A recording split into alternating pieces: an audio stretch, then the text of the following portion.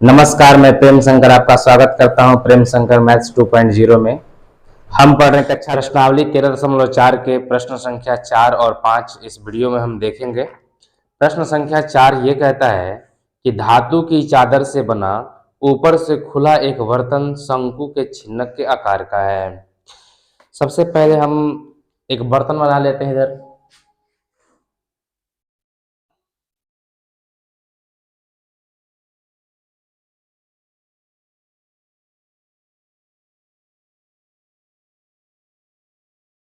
ये एक बर्तन है।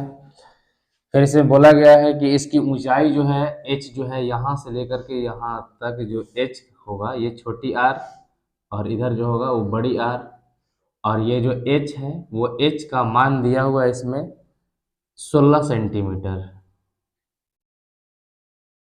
ऊपरी और निचले सिरे की त्रिज्याएं, निचली और ऊपरी सिरे, निचली की त्रिज्या जो है वो 8 है और ऊपर की जो त्रिज्या है वो 20 सेंटीमीटर की है। 20 रुपए प्रति लीटर की दर से इस बर्तन को पूरा भर सकने वाले दूध का मूल्य ज्ञात कीजिए। सबसे पहले हम क्वेश्चन को इसमें दो पार्ट में दिया हुआ है। इसमें आगे हमको चादर का भी निकालना है, मूल्य निकालना है, और सबसे पहले हम निकालेंगे इसमें दूध का जो मूल्य होगा कि दूध कितना इसमें आ सकता है। तो जब भी अटने की बात होगी, जब भी कोई चीज अटता है तो उसे हम आयतन कहते हैं। तो सबसे पहले हम लिखेंगे यहाँ पर कि h बराबर 16 सेंटीमीटर, बड़ी r जो है वो है 20 सेंटीमीटर और छोटी r जो है वो है 8 सेंटीमीटर। लिखेंगे बर्तन में अटने वाली दूध की मात्रा, बर्तन में अटने वाली दूध की मात्रा। देखिए जो भी बर्तन में अटता है उसे हम आयतन में काउंट करते हैं। तो आयतन का फॉर्मूला लगा देंगे। आयतन होता है 1/3 पाई h इंटू बड़ी आर का स्क्वायर प्लस छोटी आर का square plus r into r. तो 1/3 पाई का मान हमें इसमें 3.14 लेनी है, तो पाई का मान हम सबसे लास्ट में भरेंगे, इंटू h की वैल्यू जो है हमारे पास 16 है, r की जो वैल्यू है 20 का स्क्वायर प्लस छोटा r जो है 8 का स्क्वायर प्लस 20 गुना 8। इसको कह देंगे 16 गुने 1 बराबर 16, पाई यहाँ हो जाएगा 16 पाई बटा में 3, 20 का स्क्वायर जो होगा वो हो जाएगा 400 प्लस 8 8 64 प्लस 20 में 8 से गुना कराएंगे 160, 16 पाई बटा में 3 गुना, इसको जोड़ेंगे हम तो 4 की 4 6 और 6 12 की 2 हासिल 1, 4 1 5 1 6, 624। 3 से 1 कटेगा तो काट देते हैं, 3 दूनी के 6, भाग 2 तारीख में भाग देंगे तो 0, 3 8 24। अब हम इसमें 8 से गुना ही करा ही लेते हैं। तो 16 का पड़ा 8 में पड़ेगा, 16 8 से 28 हासिल में हो जाएगा 1, और 16 दूनी का 32 और 1 3328 पाई इतना सेंटीमीटर क्यूब दूध आ सकता है। अब हमें ये बोला है कि इसका जो मूल्य है वो 20 रुपए प्रति लीटर है। देखिए प्रति लीटर है तो सेंटीमीटर क्यूब को हम पहले लीटर में कन्वर्ट करेंगे। तो फार्मूला होता है कि 1000 सेंटीमीटर क्यूब बराबर 1 लीटर। तो इसमें अगर हम 1000 से भाग कर देते हैं तो ये लीटर में कन्वर्ट हो जाएगा। तो इसको हम 1000 से भाग करना है, यहाँ पे अगर हम 1000 से इसमें भाग कर देते हैं तो ये सेंटीमीटर हमारा कट जाएगा और ये बन जाएगा लीटर, और 3 अंक के पहले दशमलव लग जाएगा, 3.328 पाई लीटर, ये लीटर में आ जाएगा। अब मूल्य बराबर दूध का जो मूल्य है वो है 20 रुपए प्रति लीटर। तो 20 रुपया गुना 3.328 पाई का पाई लिख लेंगे यहाँ पर हम। अब यहाँ पर 20 गुना 3.328 और अब पाई का मान भर देंगे यहाँ पर 3.14। अब कुछ करना नहीं है, सीधा गुना करा देंगे, उत्तर आ जाएगा हमारा। तो 3328 में सबसे पहले 3 1 4 से गुना करा देंगे, गुना कराएंगे यहाँ पे तो 28 चौक 72 से हासिल में 1, चरती 12 1 13 के 3 हासिल में फिर से 1, चरती 12 और 1 13, 1 से गुना कराएंगे तो सेम 3328 आ जाएगा, एक अंक कट जाता है इधर, और आपकी 2 अंक काट के 28 दिया 84 और 33 दिया 99। इसको जोड़ेंगे 2 8 और 1 9, 3 2 5 4 9, 3 3 6 8 14 के 4 हासिल 1, 2 3 5 और 9 14 के 4 हासिल 1, 9 1 10। इतना में अब हमें 20 से भी गुना करनी है, तो 2 से गुना कर लेते हैं हम। 2 दूनी 4, 99 दूनी 198, 4 दूनी 8, 9 दूनी 18, 4 दूनी 98, 99 हो जाएगा, और यहाँ पे 104 दूनी के 208। तो यहाँ पर आ गया हमारा 208 9 9 8 4, और 20 पे एक जीरो था तो एक जीरो यहाँ पे लगेगा। अब दशमलव जो है इसमें 2 अंक यहाँ पर देखिए और 3 अंक यहाँ, 5 अंक पर दशमलव रहेगा, तो 1 2 3 4 5 अंक पहले यहाँ दशमलव लग जाएगा। तो ये हमारा आ गया, इतना रुपया जो है इसका उत्तर होगा 208 रुपया 99 पैसा। अगर लगभग में देगा तो इसको हम कह पाएंगे कि लगभग 209 रुपया, क्योंकि 208 रुपये 99 पैसा है, तो 99 पैसा का मतलब 1 रुपया बन जाएगा, 209 रुपया हो जाएगा लगभग में। इसमें एक प्रश्न में दूसरा भाग भी में दिया हुआ है, ये पहले प्रश्न का उत्तर हुआ, और इसमें जो दूसरा भाग दिया हुआ है उसमें ये कह रहा है कि धातु की चादर, इसमें जो धातु बना होगा इस बर्तन को जो बनाने में, इस बर्तन को बनाने में प्रयुक्त धातु की चादर का मूल्य 8 रुपए प्रति 100 सेंटीमीटर स्क्वायर की दर से ज्ञात कीजिए। देखिए धातु की चादर, धातु इसमें कहाँ कहाँ लगा होगा, तो ये वक्र पृष्ठ का क्षेत्रफल में लगा होगा, नीचे एक पेंदी लगा होगा, तो धातु तो इसी में लगा होगा। इन दोनों का क्षेत्रफल निकाल लेते हैं हम। तो इन दोनों का क्षेत्रफल निकालने के लिए हमें वक्र पृष्ठ का क्षेत्रफल निकालने के लिए हमें एल की आवश्यकता होगी। तो सबसे पहले हम एल का मान निकालेंगे। एल बराबर हमें पता है कि अंडर रूट होता है एच का स्क्वायर प्लस बड़ी आर माइनस छोटी आर का स्क्वायर होता है। तो यहाँ पर रूट लिखेंगे हम। एच का मान है हमारे पास 16 का स्क्वायर प्लस बड़ी आर का मान है 20 और छोटी आर का मान है 8, इसका स्क्वायर। 16 का स्क्वायर 256, 20 में से 8 जाएगा 12, 12 का स्क्वायर करेंगे 144, इसको जोड़ देंगे तो हो जाएगा ये हमारा 400 होगा। 6 4 10, 5 4 9 1 10 और 2 1 3 1 400, और 400 का वर्गमूल होता है 20। 20 सेंटीमीटर हमें एल का मान पता हो गया। हमें लिखेंगे कि बर्तन में प्रयुक्त चादर, बर्तन बनाने में लगी चादर का क्षेत्रफल, चादर का क्षेत्रफल निकालना है हमें। तो चादर बना होगा तो ये साइड वाला पार्ट जो है गोलाई में जो बना होगा ये चादर बना होगा, और नीचे एक पेंदी लगा होगा। तो लिखेंगे हम यहाँ पर कि वक्र पृष्ठ का क्षेत्रफल, वक्र पृष्ठ का क्षेत्रफल प्लस निचली वृत्त का क्षेत्रफल, तो लिखेंगे नीचे पेंदी का क्षेत्रफल, नीचे पेंदी का क्षेत्रफल। इसका वक्र पृष्ठ का क्षेत्रफल होता है पाई इंटू एल और आर प्लस आर, और पेंदी का क्षेत्रफल हो जाएगा पाई आर का स्क्वायर। दोनों में पाई है तो पाई को हम कॉमन ले लेते हैं, तो यहां से हो जाएगा हमारे पास, या थोड़ा सा इसको मान भर लेते हैं पहले। पाई एल की वैल्यू जो है हमारे पास आ गया है, एल का वैल्यू 20 सेंटीमीटर, तो यहाँ 20, और आर की वैल्यू है 20 प्लस छोटी आर की जो वैल्यू है वो है 8 प्लस पाई, और यहाँ पर आर की जो वैल्यू है वो है 8 का स्क्वायर, तो 8 गुना 8, 20 और 8 28, 28 में 20 से गुना करेंगे 28 दूनी के 56, 560 पाई प्लस 8 ही 8 64 पाई, इसको जोड़ देंगे तो यहाँ पर हो जाएगा हमारा 4 की 4, 6 6 12 के 2 हासिल 1, 5 और 1 624 पाई हो जाएगा।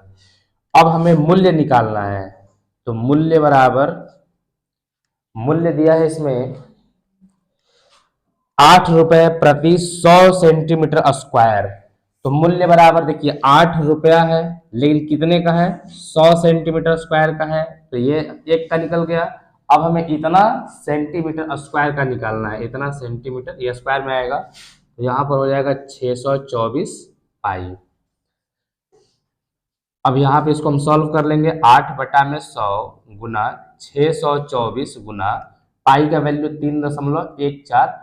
अब गुना कर देनी है सीधा सीधी, तो 624 में पहले हम 314 से गुना करेंगे।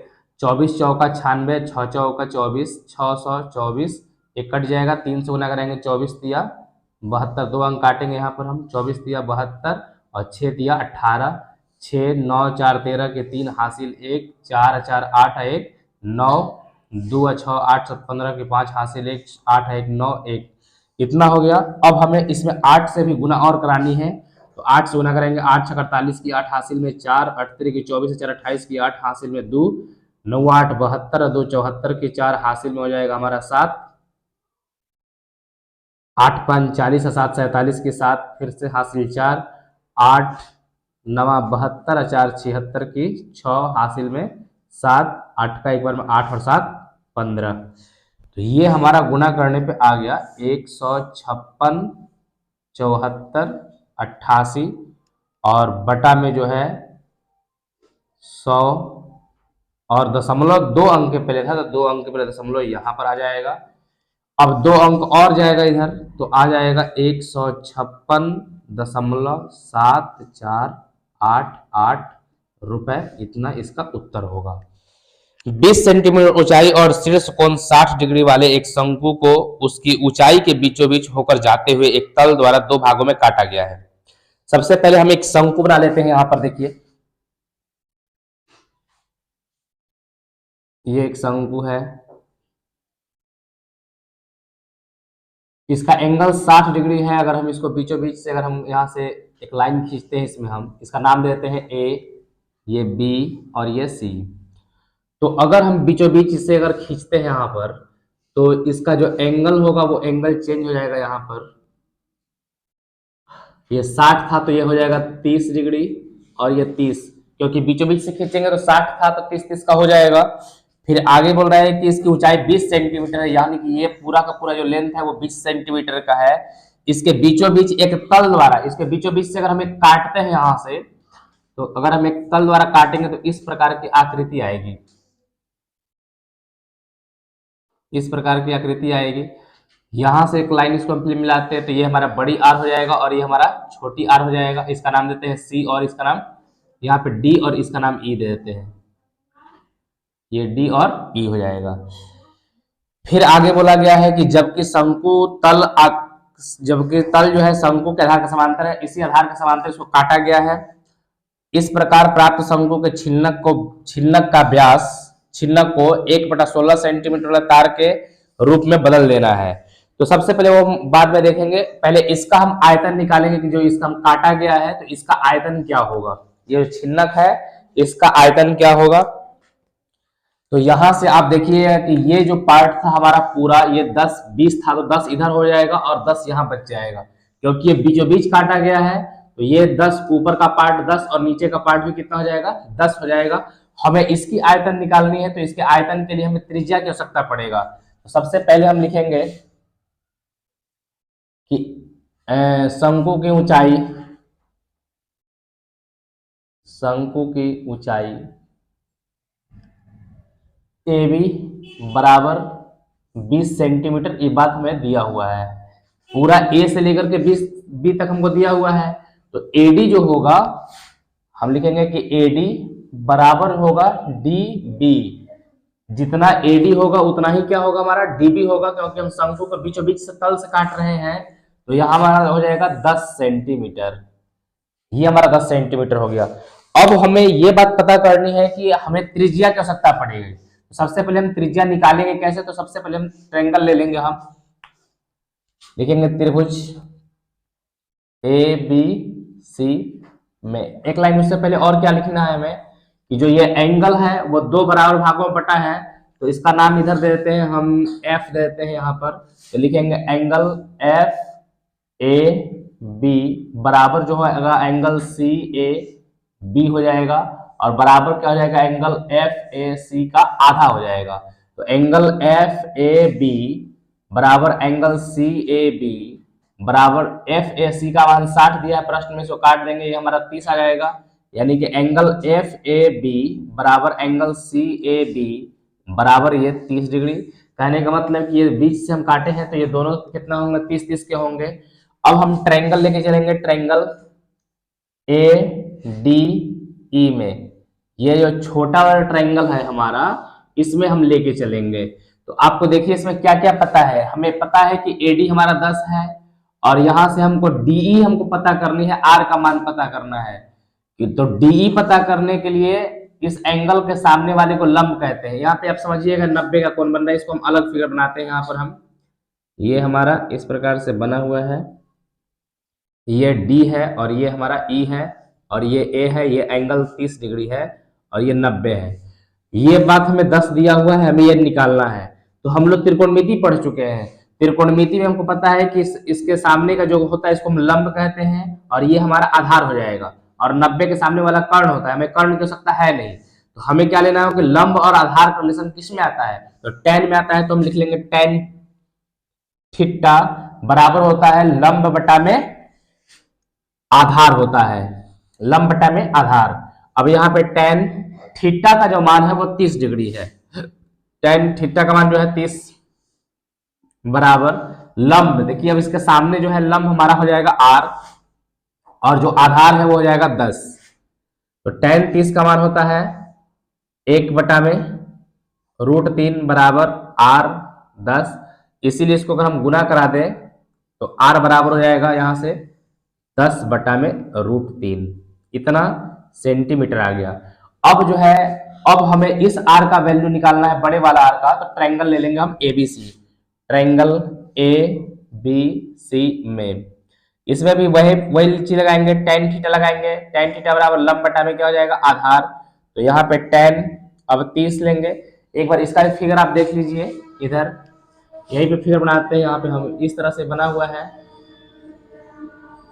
ये हमारा A है, B है, C है। A से B तक जो है 10 और 10 ये 20 हो गया, ये एंगल 30 है और ये हमारा बड़ी R है। तो 30, ये 90 है हमारा। तो 30 के सामने लंब और ये हो जाएगा आधार। तो लंब और आधार tan थीटा में आता है, tan 30 बराबर लंब का जो मान है वो बड़ी R हो जाएगा और जो आधार हो जाएगा, देखिए 30 के सामने लंब हुआ, ये बच गया आधार हमारा, आधार का वैल्यू हो जाएगा 20। तो यहाँ से हम 20 ले लेंगे। tan 30 का वैल्यू होता है 1 बटा में √3 बराबर r बटा में 20। इसीलिए अगर हम r निकालें तो 20 जाके इधर गुना हो जाएगा, तो 20 का एक बार में 20 बटा में √3 सेंटीमीटर।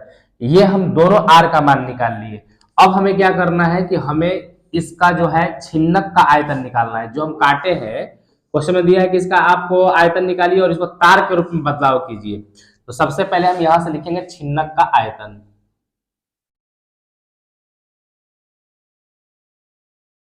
छिन्नक का आयतन, छिन्नक का आयतन होता है 1/3 पाई r स्क्वायर, सॉरी पाई h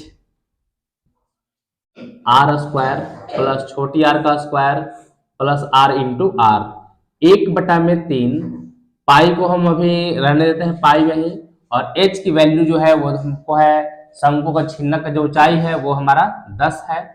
तो 10, यहाँ पर r का जो वैल्यू है वो आ गया है 20 बटा में √3, इसका स्क्वायर कर देंगे,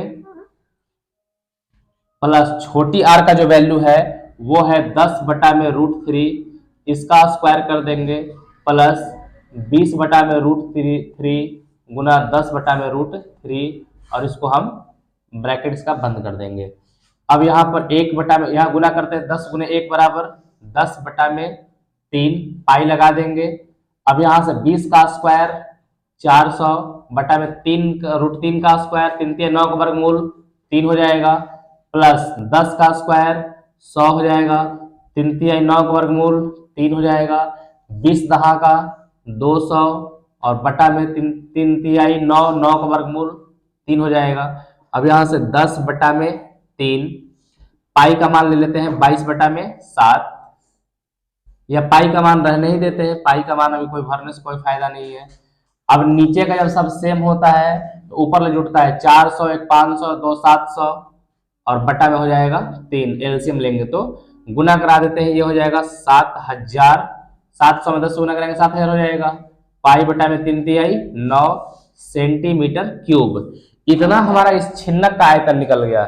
लेकिन हमें प्रश्न में बोला है कि इस छिन्नक को जो है व्यास 1/16 सेंटीमीटर वाले तार के रूप में आप बदल दीजिए, तार की लंबाई क्या होगी। तो सबसे पहले लिखेंगे तार का व्यास, तार का व्यास बराबर है 1/16। तो जो त्रिज्या होगा इसका, त्रिज्या जो r होगा वो हो जाएगा 1/16 भागा 2। त्रिज्या में हम भाग करते हैं, व्यास से भाग करते हैं, तो ये भाग से बदल जाएगा नीचे और ये हो जाएगा 1/16 दूनी के 32 हो जाएगा। इसको फिर से समझ लीजिए, 1/16 भागा 2 है, तो 1/16 भागा बदले गुना में यहाँ पर उल्टा हो जाता है, तो 1 × 1 बराबर 1 और 16 दूनी के 32। अब हमें इस तार का त्रिज्या निकल गया और तार जो है इसको पिघला करके तार बदलनी है, तो इसका आयतन और तार का आयतन दोनों आपस में सेम होना चाहिए। तो लिखेंगे कि तार का आयतन बराबर छिन्नक का आयतन।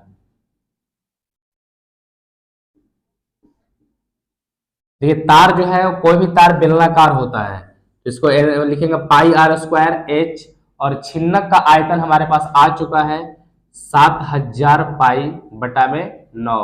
पाई से पाई कट जाना है। अब r की वैल्यू जो है हमारे पास है 1/32 गुना 1/32 गुना h बराबर 7000 बटा में 9। तो h बराबर हो जाएगा 7000 गुना 32 को 32 ऊपर चला जाएगा, तो 32 गुना 32 बटा में 9। अब इसको गुना करेंगे तो यहाँ पर 7000 गुना 32 से गुना करेंगे तो 32 का स्क्वायर होता है 1024 बटा में 9। अब हम 7 से गुना कर देंगे तो 24 सत्ते होता है 68 से 168, और 7 का एक बार पढ़ेंगे 7 और 3 को 0 इसमें बैठा देंगे हम, और बटा में हमारा आ जाएगा 9। अब हमें 9 से इसको क्या करना है, डिवाइड कर देना है। तो 9 से हम भाग लगाएंगे 7 1 6 8 पर 3 0, इसमें हम भाग लगाएंगे। उससे पहले हम देख रहे थे कि ये हमारा आया है सेंटीमीटर में आया है, सब मात्रा जो इसमें सेंटीमीटर में दिया था, तो हम इसको क्या करते हैं कि इसको चेंज कर लेते हैं। सेंटीमीटर है, सेंटीमीटर को हम मीटर में बदलने के लिए कितना से गुना करेंगे हम, 100 से, तो ये हमारा मीटर में चेंज हो जाएगा। अब मीटर को किलोमीटर में बदलना हो तो उसको हमें 1000 से हम गुना करते हैं, 1000 से, तो ये हमारा किलोमीटर में बदल जाएगा, किलोमीटर। तो 1 2 3 0 से 3 0 कट जाएगा। अब हमें सिर्फ 9 से जो है इतना ही में भाग लगानी है, तो 9 से लगाएंगे, 9 8 72 ज्यादा हो जाएगा, 9 सते 63, ये बचेगा 8, 11 में से 3 जाएगा 8 बचेगा, 6 9 9 81, ये बचेगा 5 8, 9 से 9 6 54,